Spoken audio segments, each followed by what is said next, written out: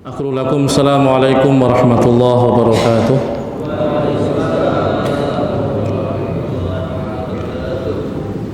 Alhamdulillahirabbil alamin.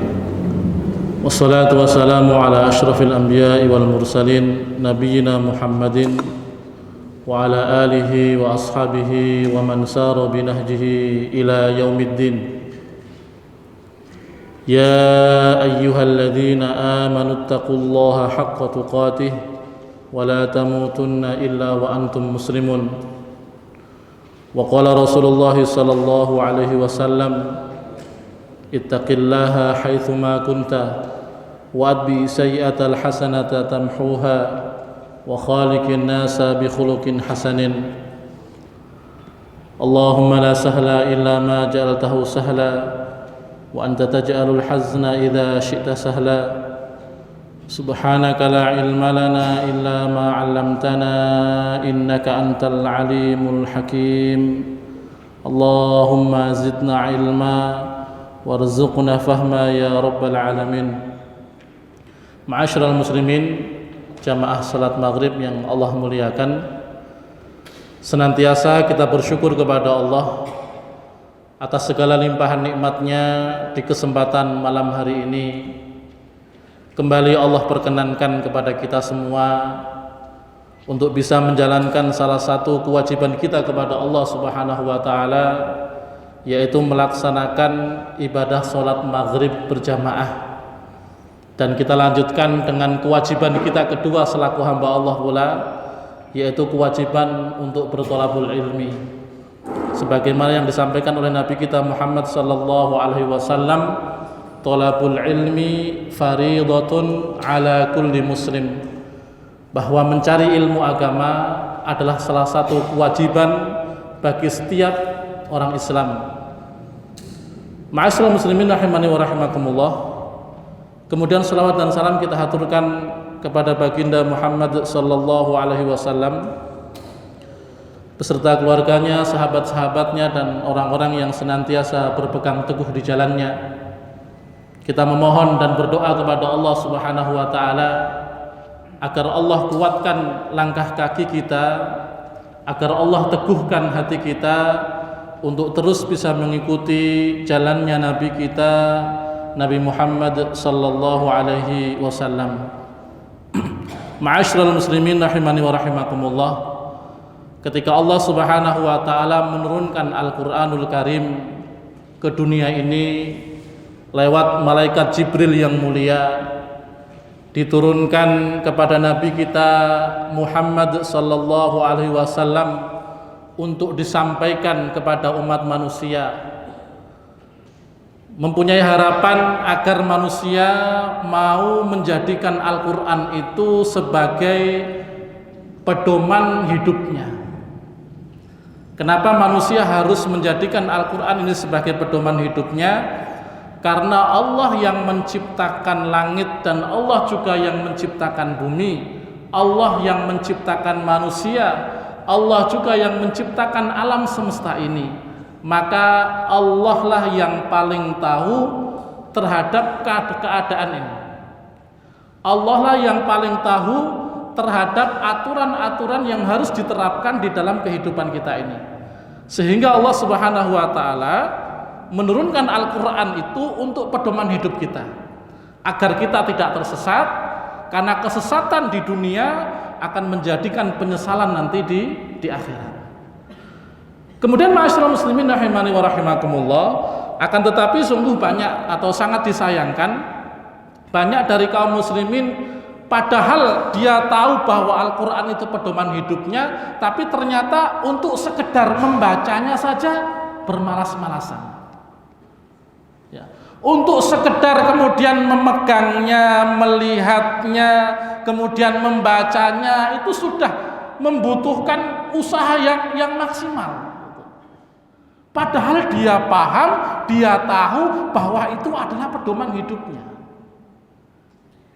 Ma'asyiral muslimin rahimani wa rahimakumullah, maka untuk kita bisa dekat dengan Al-Quran ya, untuk kita bisa supaya menjadikan Al-Quran itu sebagai memang pedoman hidup kita, maka kita harus tahu bahwa ada satu musuh yang memang Allah jadikan itu sebagai musuh manusia.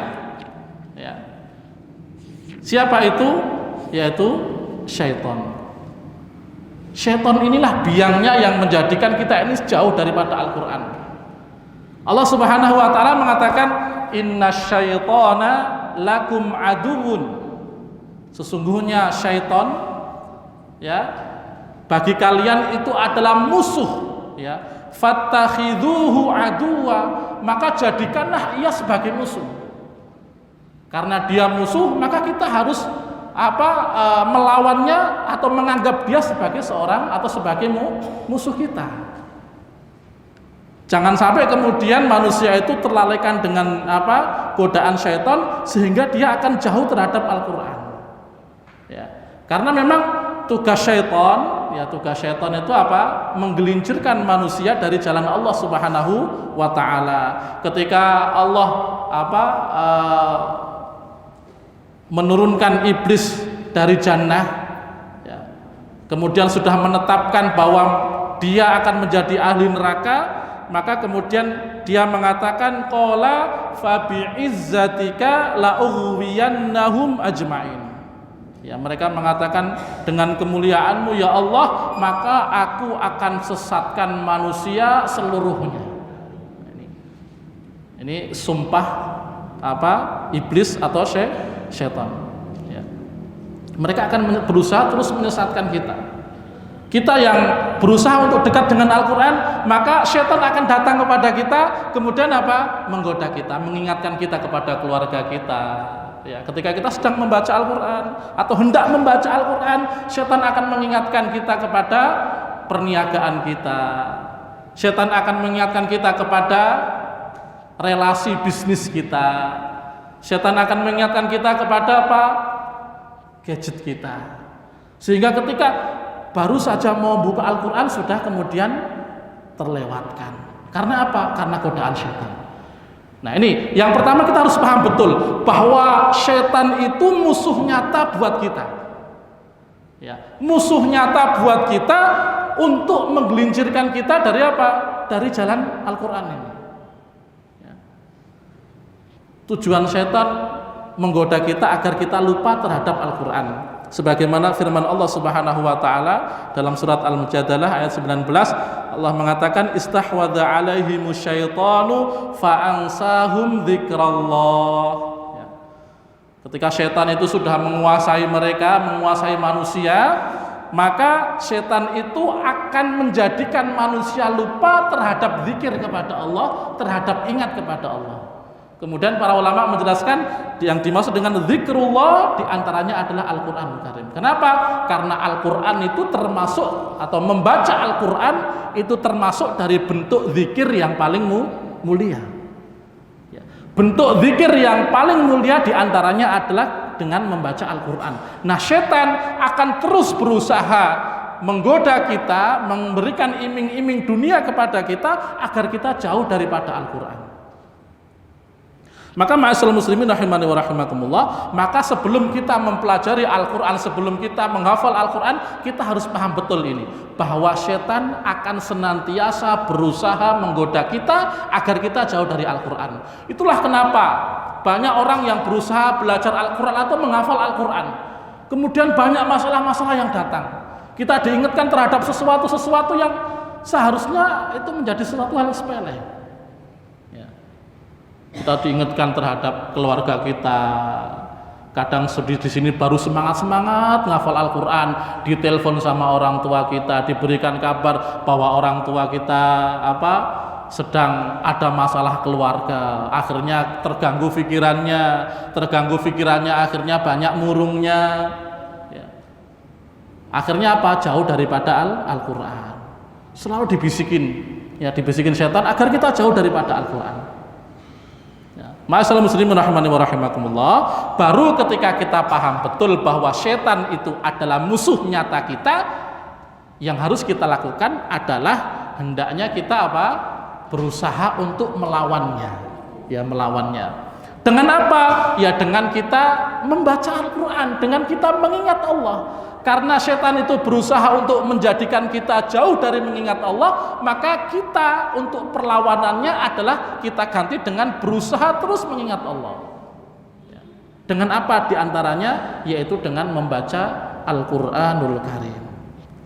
Baik, ini yang pertama, poin yang pertama. Kemudian berikutnya, ya, ketika kita sudah paham bahwa setan itu musuh kita, maka yang kedua adalah hendaknya kita berjuang atau berusaha belajar terhadap Al-Quran atau belajar Al-Quran, baik dari segi membacanya maupun nanti menghafalnya. Ya. Kenapa kita terkadang sudah berusaha tetapi ternyata kita masih belum berhasil? Terkadang kita sudah berusaha sedemikian rupa untuk belajar Al-Quran, untuk kemudian menghafal Al-Quran, tapi ternyata kita belum berhasil untuk mempelajari Al-Quran itu. Yang awal mungkin dari segi membacanya. Bahkan sebagian jamaah kan sering mengatakan, Ustadz, kita itu sudah belajar Al-Quran, belajar membaca Al-Quran saja itu sudah bertahun-tahun, tapi kok bacaan kita gini-gini aja ya Ustadz. Itu sering terjadi ya. Atau ungkapan itu sering terjadi. Apalagi mohon maaf, orang-orang yang ngajinya hanya ngaji yang seringnya hanya mendengarkan saja. Ya. Karena orang memang ngaji Al-Quran itu kalau hanya sekedar mendengarkan saja kurang maksimal. Ketika orang ingin belajar Al-Quran, maka dia harus selain dia mendengarkan Al-Quran, dia harus mencoba mempraktekkan dari bacaan Al-Quran itu. Sehingga nantinya ketika kita belajar, maka tingkat keberhasilan dalam belajar kita menjadi lebih maksimal. Jangan sampai kemudian kita belajar sudah sedemikian rupa bertahun-tahun lamanya, tapi kemudian tidak menghasilkan sesuatu yang signifikan ya, atau hasil yang signifikan. Kita hanya berjalan begitu saja tanpa ada perkembangan yang baik. Maka ma'asyiral muslimin rahimani wa rahimakumullah, satu hal yang kita harus betul-betul perhatikan untuk supaya belajar Al-Quran kita itu berhasil, supaya menghafal Qurannya kita berhasil, itu adalah memprioritaskan waktu untuk Al-Quran. Ini yang faktor yang sangat menentukan di dalam keberhasilan kita terhadap belajar Al-Quran ya. Memprioritaskan Al-Quran. Apa sih yang dimaksud dengan memprioritaskan itu? Nah, mungkin kalimat ini sering kita dengar ya. Kita harus memberikan prioritas terhadap Al-Quran. Ya paling tidak prioritas itu kalau kita buka di KBBI ya, itu artinya apa? Ya mendahulukan atau mengutamakan dari yang lain. Jadi mendahulukan atau mengutamakan Al-Quran dari yang lain. Ini yang sering kita terlalaikan di sini. Sebagian daripada kita sering menjadikan Al-Quran atau memberikan Al-Quran itu hanya sisa-sisa waktu kita. Ini yang terjadi. Kita akui maupun tidak kita akui, yang terjadi banyak di antara kaum muslimin yang memberikan Al-Quran itu hanya waktu sisa-sisanya saja. Kalau biasanya ibu-ibu terkadang kalau misalkan pagi sudah bersihin rumah, sudah ngurus anak untuk pergi ke sekolah, kemudian sudah membuat sarapan pagi, kemudian sudah nyuci baju, dia mengatakan apa? Alhamdulillah sudah selesai semua. Sekarang saya mau baca Al-Quran. Kalau anaknya banyak, gitu kan? Anaknya banyak, cuciannya banyak, rumah yang harus dibersihkan juga kotorannya banyak. Nah terkadang ketika itu waktunya panjang, kita kemudian kehabisan waktu, sehingga kita tidak membaca Al-Quran. Ma'asyiral muslimin rahimani wa rahimakumullah, maksudnya adalah ketika kita ingin belajar Al-Quran kita itu benar-benar berhasil, atau ketika kita ingin menghafal Al-Quran kita itu berhasil, adalah kita memang sengaja memberikan satu waktu atau memberikan waktu kita untuk Al-Quran. Contoh misalkan kita sepakat misalkan dengan keluarga, atau istri mengatakan kepada suaminya, wahai suamiku, ya jam ba'da maghrib sampai isya tolong berikan waktu ini untukku bersama dengan Al-Quran. Nah, maka kemudian dia harus apa? Komitmen. Setiap maghrib atau pada maghrib sampai isya tidak ada pekerjaan lain kecuali Al-Quran. Misalkan ada anaknya datang, "Mah, tolong bikinin makanan atau makan malam dong." Atau, "Mah, yuk kita keluar, kita sudah lama tidak jajan." Kalau kita memang betul-betul memprioritaskan Al-Quran, maka kita katakan kepada anak-anak kita, "Wahai anakku, ini waktunya Umi dengan Al-Quran. Kalau mau jajan, mau makan nanti ba'da isya." Bisa nggak kita kayak gitu? Ya. Jangan kemudian dikit-dikit apa? "Ya udah lama, yuk kita jajan, makanya udah lama kita nggak jajan, yuk kita keluar." Sudah hilang. Ya. Atau kalau bapak ba'da subuh sampai jam 7 itu waktunya Al-Quran. Kemudian sudah komitmen mengatakan kepada keluarganya, pokoknya ba'da subuh sampai jam 7 itu waktu saya untuk Al-Quran. Maka ketika datang istrinya, "Suamiku, ini ada pekerjaan yang ini, tolong dibantu." Berani nggak kita mengatakan, "Wahai istriku, ini waktu saya dengan Al-Quran, kamu jangan ganggu"? Berani nggak kita mengatakan demikian? Hah? Berani nggak? Atau ketika datang anaknya, ayah, ini ada PR yang belum saya kerjakan, ayah, minta tolong bantuin kerjaan PR ini." Berani nggak kita mengatakan, "Anakku, ini waktunya Abi dengan Al-Quran. Kalau kamu mau belajar dengan Abi, nanti setelah jam 7. Berani nggak kita mengatakan demikian kepada anak kita dan keluarga kita? Kalau kita belum berani mengatakan demikian, maka jangan berharap banyak belajar Al-Quran kita itu berhasil. Jangan terlalu banyak berharap menghafal Al-Quran kita itu berhasil ketika kita hanya memberikan waktu sisa untuk Al-Quran. Ini nyata, ikhwah.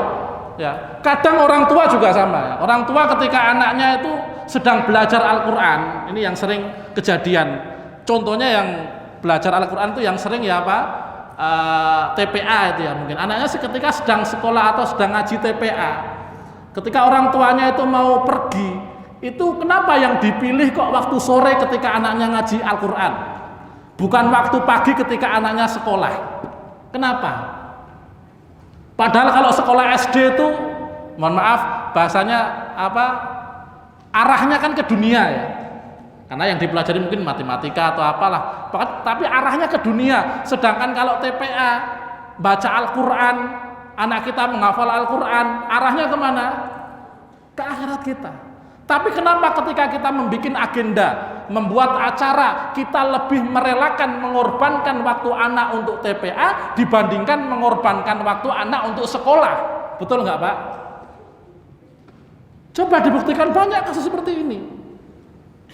Orang tua berharap anaknya ingin menjadi hafizul Quran, anaknya pengen menjadi ahlul Quran, tapi ternyata waktu yang dikorbankan untuk keluarga banyak diambil dari waktu-waktu untuk belajar Al-Quran.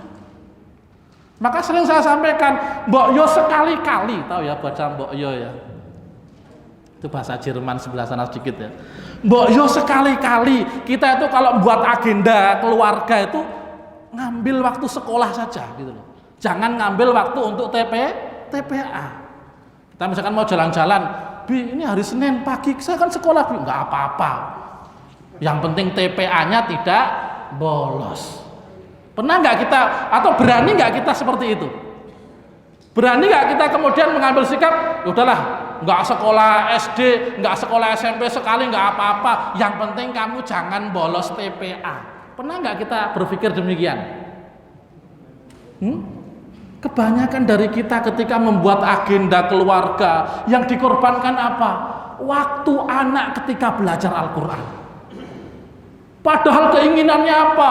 Saya ingin anak saya menjadi hafizul Quran, tapi ternyata prioritas waktu yang diberikan anaknya untuk Al-Quran diambil oleh bapak atau orang tuanya. Nah ini Bapak Ibu yang Allah muliakan, ya, termasuk tadi ya, bapak-bapak yang sering kita bandingkan gini, karena memang rata-rata, termasuk mungkin saya, ya, banyak di antara kita lah ya, ternyata banyak memberikan waktu sisa itu memang untuk Al-Quran. Kalau kita bandingkan coba Pak, orang bekerja, berangkat masuk kantor jam 8, jam 8 pagi masuk kantor. Dari mulai hari Senin sampai hari Jumat, bahkan terkadang hari Sabtu pun masuk. Di aturan kantornya jam 8 harus sudah sampai kantor. Kira-kira kita masih terlambat nggak Pak? Apa kita berani nggak terlambat untuk datang ke kantor? Pasti kita akan berusaha semaksimal mungkin yang kita bisa untuk tidak terlambat masuk kantor, karena konsekuensinya banyak. Ya, nanti bisa gajinya dikurangi, atau paling parah nanti bisa dipecat. Dengan ancaman yang segitu saja, kita sudah bisa memberikan waktu kita untuk pekerjaan kita. Datang ke kantor jam 8 tit, belum sampai jam 8 kita sudah sampai kantor. Dan itu rutin kita lakukan di setiap hari kita. Kenapa itu kita bisa kerjakan? Kenapa kita bisa dengan waktu perjalanan untuk ke kantor kita itu terkadang waktu yang panjang? Ya, karena di Jakarta itu, ya Bekasi, Jakarta, apalagi Bekasi Pak ya, kata orang planet lain gitu kan. Bekasi, Jakarta itu kalau nggak macet orang akan bertanya, "Duh, kok hari ini nggak macet ya? Ada apa ini?" Ya kan? Itu kalau Jakarta Bekasi. Dalam keadaan macet yang sedemikian rupa, kita bisa datang ke kantor tepat waktu jam 8, pulang jam 4 sore. Kenapa bisa? Padahal Pak, halangannya banyak. Macet itu bikin males. Kadang ke kantor yang jaraknya cuma 15 kilo, butuh waktu terkadang 1,5 jam. Tapi kenapa kita bisa mensiasati? Oh, biar sampai jam kantor, jam pagi itu waktunya macet, berarti saya datang ke kantor harus 2 jam sebelum jam 8. Berarti saya jam 6 harus berangkat. Kenapa kita bisa sampai kemudian memberikan waktu kita yang sebegitu maksimalnya untuk pekerjaan kita? Kenapa bisa? Jawabannya hanya satu. Karena kita memprioritaskan pekerjaan kita. Dan Al-Quranul Karim dalam hal ini pun harus seperti itu. Kita ketika ingin belajar sukses untuk Al-Quran ini, belajar membacanya maupun belajar untuk menghafalnya, maka coba berikan waktu untuk Al-Quran atau di mana waktu itu tidak bisa diganggu gugat. Saya sering mencontohkan juga Pak, misalkan tadi jam 8 kita harus sampai kantor, jam 6:30 anak kita minta sesuatu yang misalkan ke Alfamart, Indomaret atau ke warung, "Pak tolong belikan ini Pak nanti buat sekolah." "Wah enggak, kamu enggak tahu apa, ini waktunya Bapak mau berangkat ke kantor." Ya kan? Kita bisa loh demikian. Dalam artian apa? Menolak permintaan keluarga kita karena untuk pekerjaan kita. Nah coba kalau itu waktunya ngaji. Ya kan? Jujur aja Pak ya kita ya. Kalau waktunya ngaji anak minta belikan sesuatu, apa yang kita, ya udah nggak apa-apa nanti Bapak terlambat dikit-dikit nggak apa-apa. Nanti kalau sudah kelamaan, aduh udah jam segini, akhirnya apa? Izin, Ustadz mohon izin malam ini tidak bisa ngaji, lagu lama itu Pak ya. Nah ini loh, ini yang masih sering terjadi kepada kita Bapak Ibu yang Allah muliakan. Makanya kenapa kok kita susah dalam belajar Al-Quran, belajar membacanya aja susah, kenapa? Karena kita tidak memprioritaskan Al-Quran atau berikan waktu kita untuk Al-Quran. Jangan sampai kemudian Al-Quran hanya kita beri waktu sisa kita, kalau nggak sisa nggak kita baca, kan gitu Pak ya. Misalkan tadi ibu-ibu mengerjakan ini pekerjaan baru, alhamdulillah sudah selesai semua, baca Al-Quran. Nah, itu kalau pekerjaannya nggak selesai, dia baca Al-Quran nggak? Enggak. Berbeda dengan misalkan ibu sepakat pokoknya jam 10 sampai jam 11 ini waktu saya untuk Al-Quran. Ternyata jam 10 kurang 5 menit cuciannya belum selesai. Maka kita harus berani. Dah, saya nyucinya saya hentikan, waktu saya bersama dengan Al-Quran. Ini Pak, ya. Dari sekarang coba kita berikan ini. Ini yang selama ini ternyata penghambat yang menjadikan kita itu susah untuk menghafal Al-Quran maupun susah untuk mempelajari atau membaca Al-Quran. Yang tadi bekerja 8 jam aja kita bisa Pak ya. Berangkat jam 8 sampai kantor, pulang jam 4 sore atau jam 5 sore. Dalam sehari kita bekerja 8 jam. Ya, 8 jam. Kalau dalam setahun ada berapa Pak? Kalau dalam setahun ada berapa? Kalau seminggu 40 jam, ya. Kalau sebulan 160 jam kita gunakan untuk bekerja. Kalau setahun sekitar 2000 jam yang kita gunakan untuk bekerja dalam waktu setahun. Kalau 2000 jam itu kalau kita buat hari, kalau kita bagi 24, itu hasilnya kurang lebih 3 bulan. Dalam setahun yang kita gunakan untuk bekerja kurang lebih 3 bulan. Berarti masih sisa 9 bulan. Tidur kita 8 jam per hari Pak ya. Kata orang Indonesia kan tidurnya 8 jam biar tidur yang maksimal. Berarti sama 3 bulan kurang lebih. Berarti sudah setengah tahun kita gunakan waktu itu untuk bekerja, tidur. Belum melampiaskan hobinya. Main badminton itu terkadang mainnya 2 jam nggak cukup Pak. Ya kan berangkat ba'da isya pulang terkadang jam setengah 12. Ya anggap rata-rata kita ambil minimalnya saja sehari orang melampiaskan nanti kaitannya dengan nafsu nanti kalau melampiaskan ya ya pokoknya untuk mengeluarkan hobinya ini dia butuh waktu setiap hari kurang lebih 1 jam. Sudah berapa bulan itu atau sudah berapa hari itu? Belum lagi nanti waktu nonton TV-nya. Wah ini beritanya lagi heboh, tiap hari nonton TV, berita COVID-19. Ya kan? Update, selalu update jumlah yang mati berapa, yang hidup berapa. Nggak usah diupdate Pak ya. Nggak usah tahu kita ya. Itu berapa jam? Anggap aja setiap hari kita nonton TV 1 jam. Sudah berapa waktu kita yang kurang Pak? Ya, itu waktu main,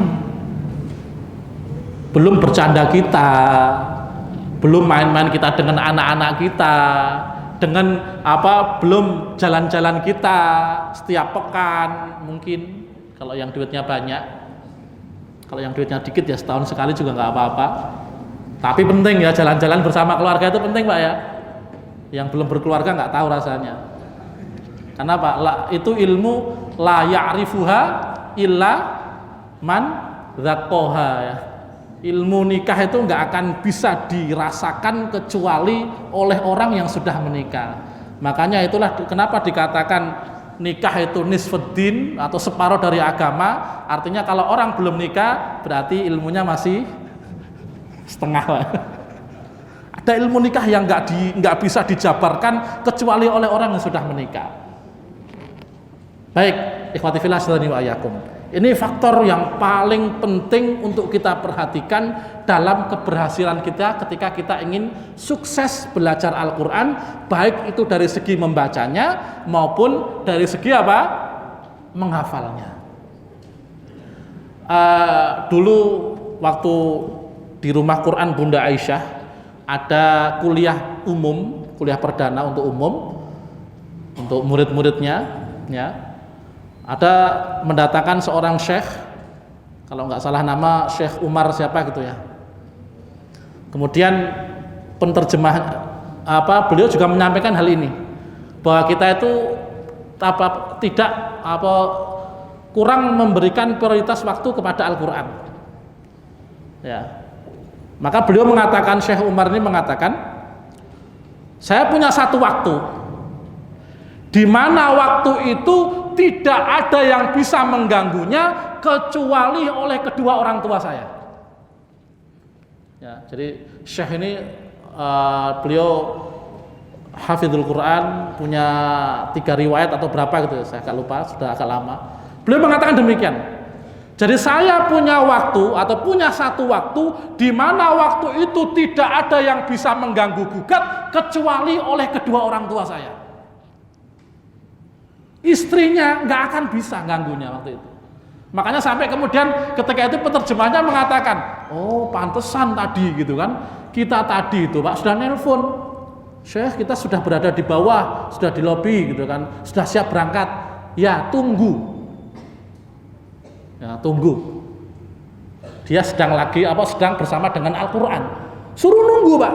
Yang jemput sudah datang jauh-jauh, berusaha tepat waktu, karena syekhnya ini waktunya bersama dengan Al-Quran. Suruh nunggu. Sampai kemudian terjemahan tadi mengatakan, oh pantesan tadi kok syekhnya kita tunggu lama banget gak turun-turun gitu kan. Ternyata memang waktunya dengan Al-Quran. Kemudian ada juga, saya punya jamaah satu keluarga Pak ya, keluarga suami istri. Istrinya mengatakan, Ustadz, suami saya ini Ustadz ada 2 waktu yang waktunya nggak bisa diganggu gugat Ustadz. Saya mau minta antar kemana saja nggak mau dia Ustadz kalau sudah waktunya ini. Memang waktunya apa Bu? 1 Ustadz, kalau sudah waktunya atau jadwalnya main badminton. Ustadz saya sampai ngerengek-ngerengek minta apa, minta antar, enggak diantar Ustadz. Karena ini waktu main badminton. Segitunya Bu ya. Iya Ustadz. Kemudian yang kedua apa Bu? Yang kedua waktu suami saya waktu ngaji Ustadz. Wah, Masya Allah, bagus nih. Jadi suami saya tuh punya jadwal ngaji dengan Ustadz gitu kan, dengan di pengajian. Pokoknya kalau sudah jadwalnya ngaji, istrinya minta antar kemanapun nggak mau suaminya. Ya lumayan lah Bu, seimbang lah gitu kan. Artinya apa? Ada dunianya, ada akhiratnya gitu loh. Nah sekarang coba kita praktekkan Pak ya. Kadang kita misalkan dalam sepekan punya waktu sepekan untuk punya waktu 1 hari untuk ngaji, yaitu malam Ahad. Itu kalau sudah digoda anak dan istrinya, kadang suami ya goyah juga, ya kan? Ya masuk malam Ahad atau ngaji terus toh ya, gitu kan? Mbok ya sekali-kali kita jalan-jalan keluar loh, kayak orang-orang banyak itu loh. Ya, kayak keluarga-keluarga yang romantis itu loh ya. Kita coba jalan-jalan walaupun naik mobil, walaupun naik motor. Itu kalau suaminya nggak kuat imannya Pak ya, luntur Pak. Insya Allah itu. Karena godaan terbesar laki-laki itu siapa? Perempuan, walaupun itu istrinya. Makanya banyak suami yang melakukan kejahatan-kejahatan, koruptor dan yang lain itu ya diantara penyebabnya, diantara loh ya, bukan satu-satunya. Itu apa? Desakan keluarga, desakan istri. Makanya hati-hati betul nih, ya. Ini sudah ngajinya sepekan sekali, gitu kan? Ngaji kok sepekan sekali dapat apa gitu Pak. Gitu kan? Ngaji sepekan sekali. Sudah gitu ketika istrinya minta jalan-jalan keluar, suaminya goyah. Loh kita dapat apa kalau belajar sepekan sekali kemudian sering izin?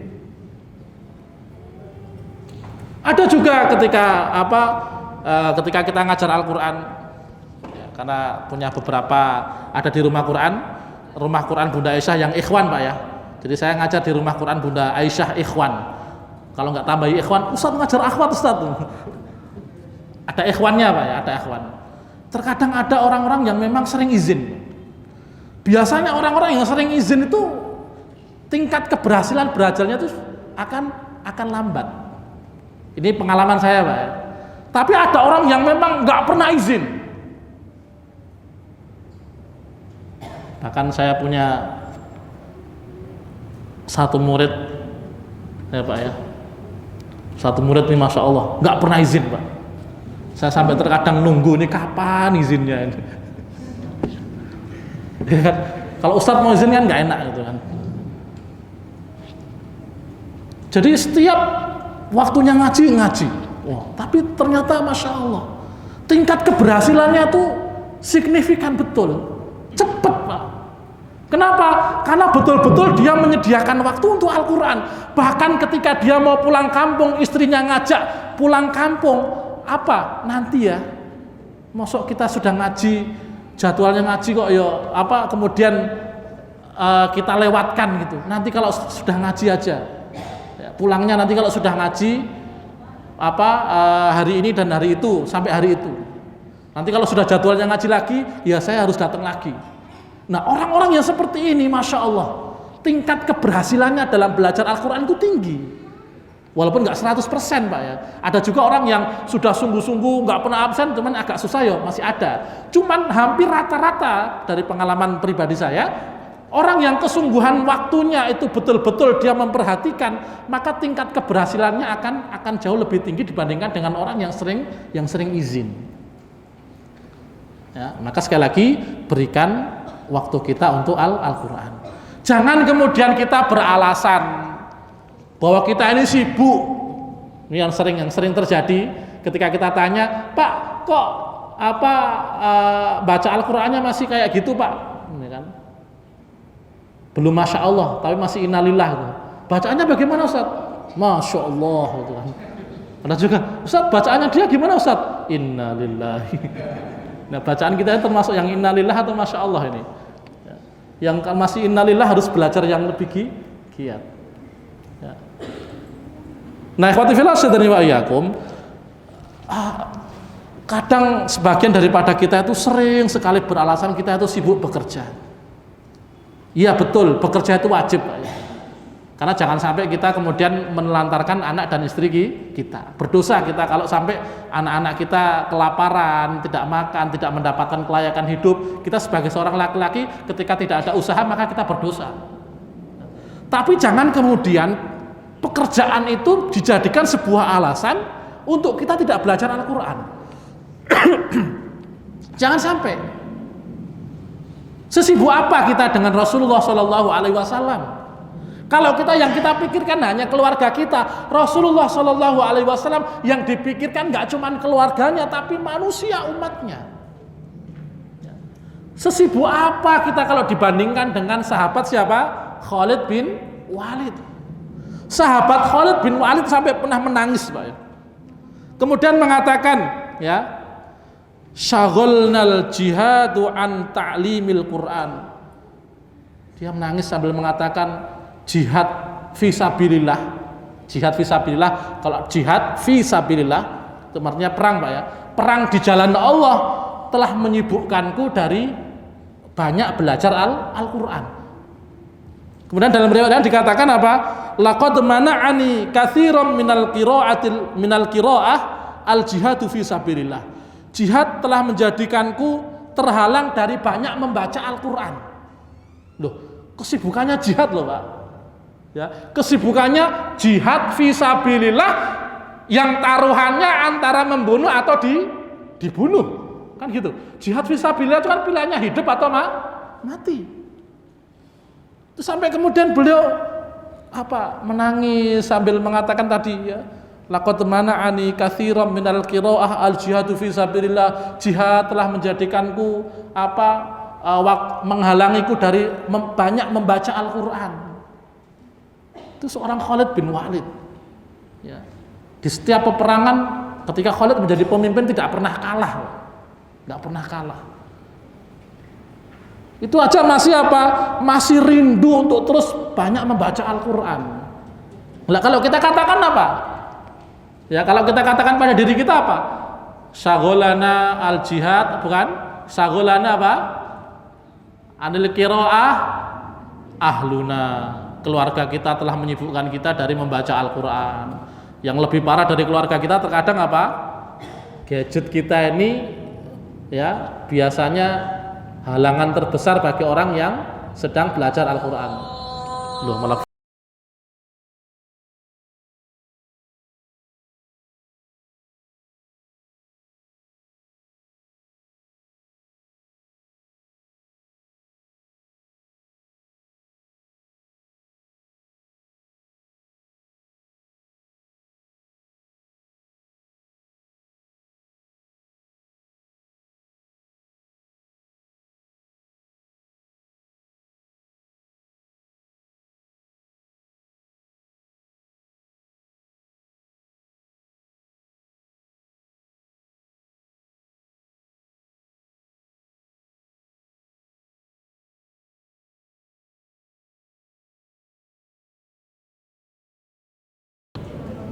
Udah mati.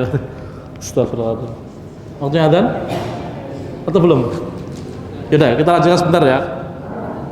Jadi kalau kita kan seringnya yang menyibukkan kita apa? Keluarga kita, anak-anak kita. Bahkan terkadang yang paling sering itu yang menyibukkan kita itu apa? Gadget kita. Makanya ada sebagian halaqah Quran itu yang apa? Melarang jangan sampai murid atau guru atau memegang gadget ketika sedang belajar Al-Quran. Karena apa? Ya tadi melalaikan, Pak ya.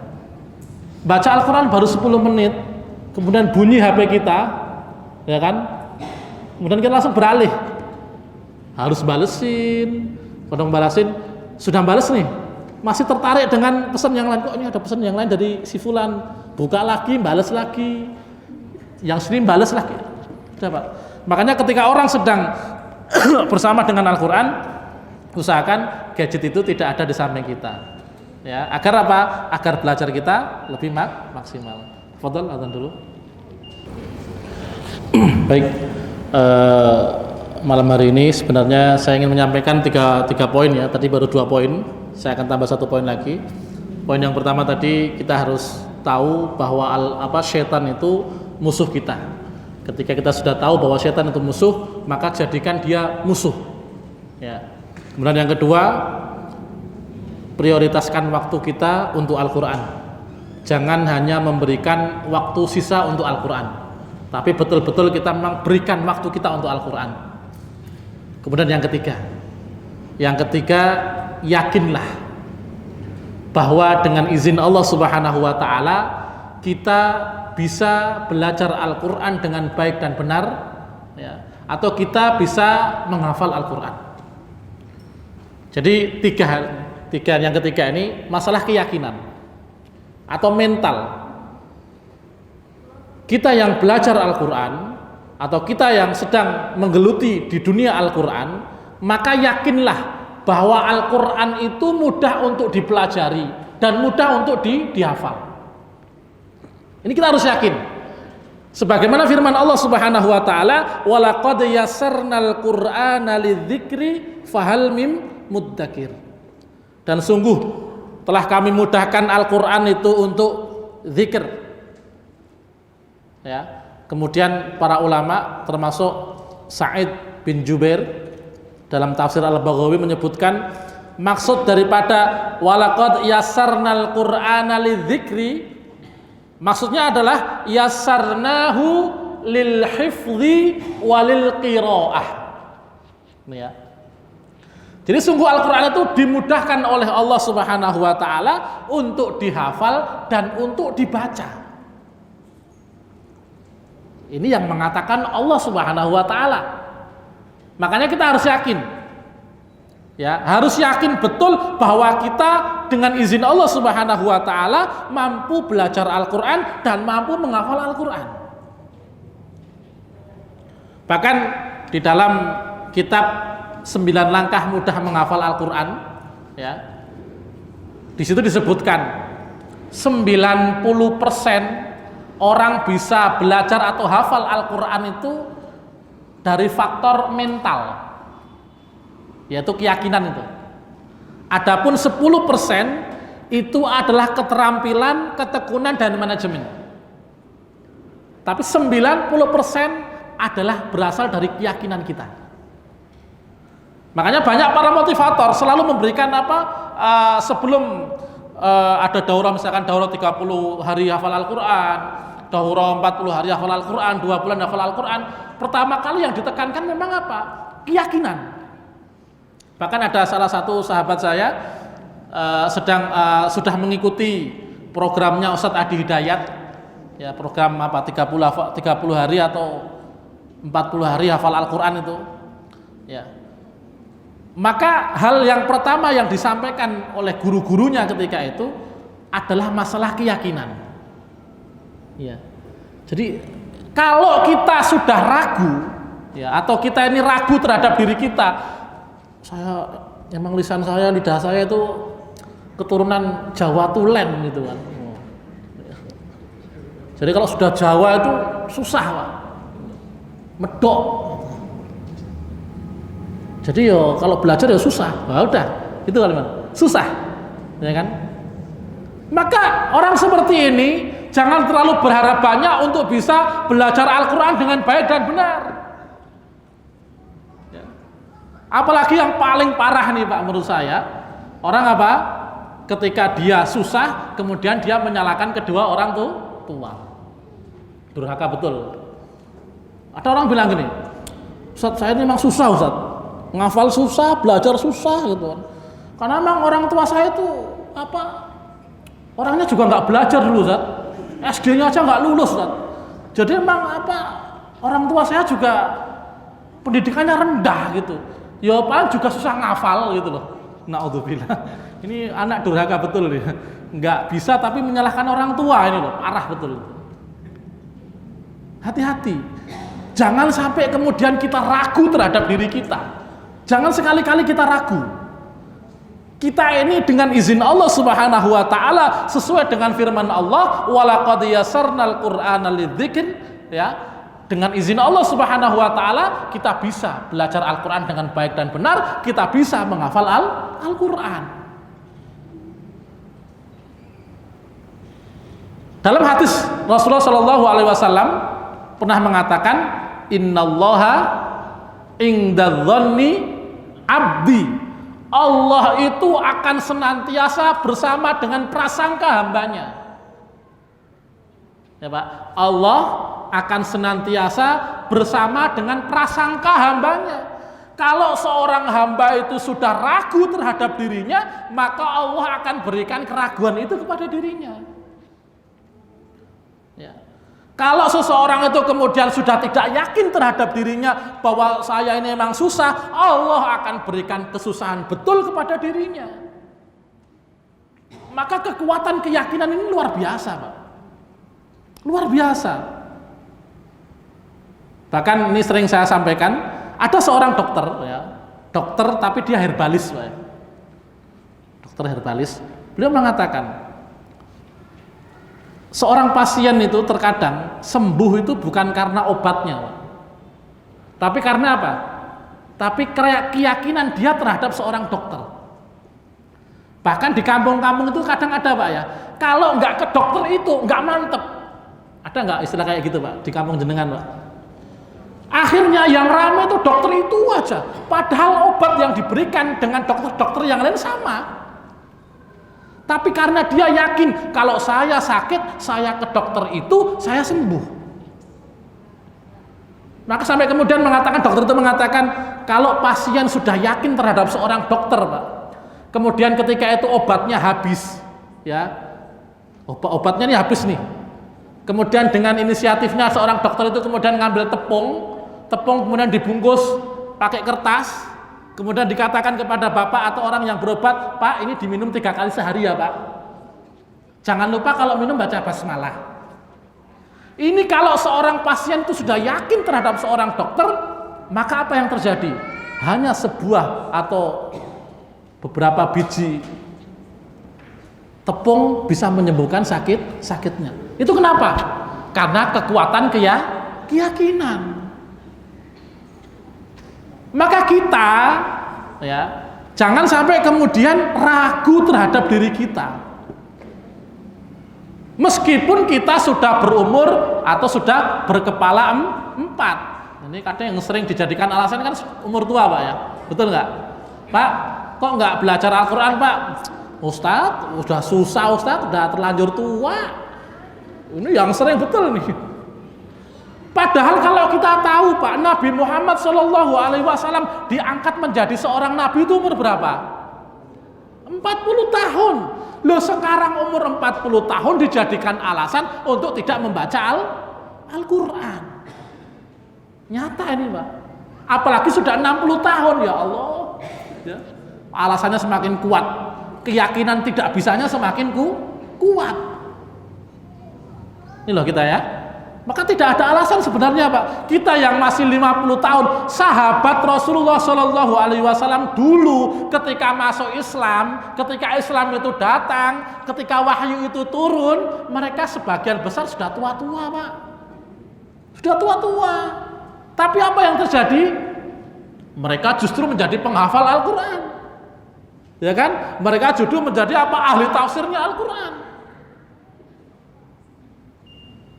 Karena Al-Quran itu dengan izin Allah Subhanahu Wa Taala akan Allah berikan kemudahan-kemudahan untuk kita. Maka intinya adalah kita jangan banyak beralasan, ya, jangan banyak beralasan. Kalau kita sibuk, semua manusia sibuk. Ya, kalau kita ada masalah, semua manusia ada masalah. Kalau manusia sudah tidak pengen dapat masalah, selesaikan hidupnya. Betul nggak Pak? Bu, kalau kita pengen nggak dapat masalah, masalah dunia maksudnya ya, meskipun nanti masalah akhirat jauh lebih berat. Kalau kita pengen, aduh kok rasanya banyak masalah, antum manusia ya banyak masalah. Kalau antum tidak mau punya masalah, selesaikan hidupnya. Dah dijamin masalah dunia selesai. Ya, meskipun masalah akhirat Pak, panjang nantinya. Nah, Bapak Ibu yang Allah muliakan, maka ya yakinlah pada diri sendiri. Janganlah suudzon kita terhadap diri sendiri. Ya, kita ini sudah diberikan kesempurnaan penciptaan oleh Allah. Laqad khalaqnal insana fi ahsani taqwim. Manusia itu diciptakan oleh Allah sudah bentuk yang paling sempurna kok. Ya. Dan Allah tahu itu. Allah tahu kemampuan kita. Hanya saja tadi kita terkadang sudah suudzon terhadap diri sendiri. Ya. Kalau suudzon terhadap diri sendiri mungkin lebih sedikit lah ya. Maksudnya apa? Yang lebih parah ketika menyalahkan keadaan, menyalahkan masalah, menyalahkan keluarga, menyalahkan orang tua. Ini yang masalah. Jadi semuanya harus punya keyakinan diri bahwa kita insya Allah dengan izin Allah Subhanahu Wa Taala bisa membaca Al-Quran dengan baik dan benar, bisa mendalami Al-Quran, bisa menghafal Al-Quran dengan izin Allah Subhanahu Wa Taala. Jangan sampai terbetik keraguan di dalam diri kita, apalagi ini mahasiswa Al-Islam, ya. Antum sekarang di sini punya kewajiban untuk menghafal Al-Quran, maka jangan sekali-kali antum ragu terhadap diri antum. Ya, di sini alhamdulillah dengan izin Allah makan antum ya tergolong apa? Secara gizi insya Allah antum nggak kekurangan gizi lah ya. Karena belum ada sejarahnya Al-Islam itu kemudian ada mahasiswanya keluar gara-gara gizi buruk, kayaknya nggak ada. Ya kan? Artinya antum secara gizi itu normal, di atas normal bahkan mungkin.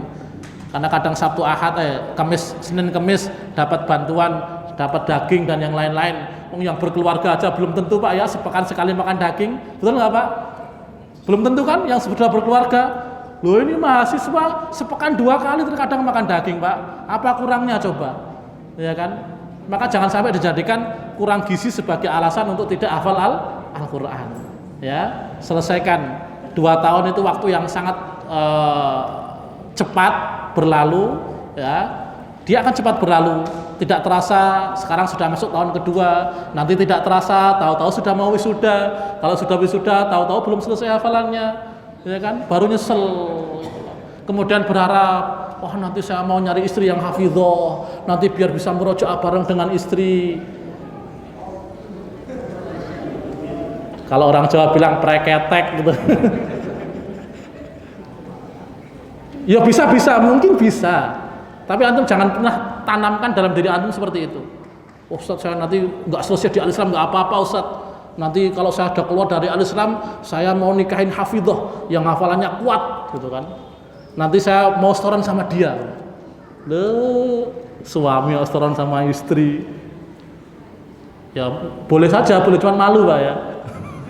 Walaupun nggak boleh malu ya, belajar akhlak itu nggak boleh malu. Sahabat itu belajar dengan Aisyah radhiyallahu anha. Tapi jangan kemudian itu jadikan kita sebagai ini loh. Nggak hafal nggak apa-apalah gitulah. Nanti tadi kalau sudah berkeluarga, masya Allah Pak, masya Allah mahasiswa ya, itu banyak nanti masalah-masalah yang ada. Ya satu memang membuktikan kita itu manusia itu penuh dengan masalah. Belum lagi nanti antum harus terbebani dengan urusan makan, ya kan? Nyari ma'isyah. Belum lagi nanti istrinya hamil muntah-muntah. Dikasih nasi goreng nggak mau, dikasih teh anget muntah, dikasih apalagi jahe ya. Ya bisa jadi muntah. Loh, itu banyak nanti. Antum mau setoran kapan? Coba tanyakan kepada orang-orang yang sudah menikah itu, yang dulu punya rencana mau murojaah bareng, mau saling setoran, sebelum tidur mau setoran, nggak betah Pak. Sebelum tidur mau setoran apa? Nggak akan betah, gitu kan? Jadi jangan terlalu memikirkan ke situ gitu loh. Antum sekarang tugasnya selesaikan dulu 30 juz di sini. Berat Pak godaannya, ya kan? Godaannya berat. Makanya dari sekarang ya silakan pesan saya kepada para mahasiswa tadi ya, memang banyak godaannya, banyak godaan Pak. Itu ikhwah, banyak sekali godaan. Ya, entah itu dari masalah keluarga, itu akan senantiasa ada. Godaan maupun ujian dari Allah, ini orang sungguh-sungguh enggak mau ngafalnya. Nanti ada ujian-ujian itu. HP-nya kesita, itu ujian. Ujian atau sanksi itu. Atau saya enggak tega menyebut azab. Ya kan HP kesita, kemudian sepekan enggak setoran. Nah, ini manusia cap apa gitu ya. Baru kesita HP-nya aja udah kayak gitu, apalagi lo sudah menikah. Lebih berat lagi, tidak sekedar urusannya dengan HP. Ya, ini ada sebagian ya, enggak semuanya. Alhamdulillah, antum yang enggak. Ya sekarang ala kulihal semuanya semoga bisa istiqomah dalam menghafal Al-Quran. Ya jangan kemudian masalah-masalah itu menghalangi kita. Yakinlah bahwa masalah yang datang itu ujian. Ya. Yakinlah bahwa segala masalah yang datang, entah itu berseteru dengan kawannya atau apapun yang lain, itu ujian dari Allah Subhanahu wa taala yang menuntut kita sungguh-sungguh tidak untuk menghafal Al-Qur'an. Kalau kita sungguh-sungguh, maka insya Allah ujian-ujian itu akan bisa kita lewati bersama. Barakallahu fikum. Hanya ini yang mungkin bisa kami sampaikan di kesempatan malam hari ini. Intinya 3 poin tadi Pak ya. Sekali lagi saya ingatkan bahwa kita harus tahu dan yakin bahwa setan itu musuh kita, maka jadikan dia sebagai musuh ya, jangan dijadikan sebagai kawan. Kemudian yang kedua, berikan prioritas waktu untuk Al-Qur'an ya, jangan kemudian memberikan sisa waktu kita hanya untuk Al-Qur'an, tapi betul-betul kita berikan waktu kita untuk Al-Qur'an. Kemudian yang ketiga, kita harus yakin, tanamkan pada jiwa kita bahwa kita dengan izin Allah Subhanahu wa taala bisa belajar Al-Qur'an dengan baik dan benar, dan bisa menghafal Al-Qur'an dengan mungkin dengan izin Allah Subhanahu wa taala. Amin amin ya rabbal alamin. Sekian, mohon maaf atas segala kekurangan. Assalamualaikum warahmatullahi wabarakatuh.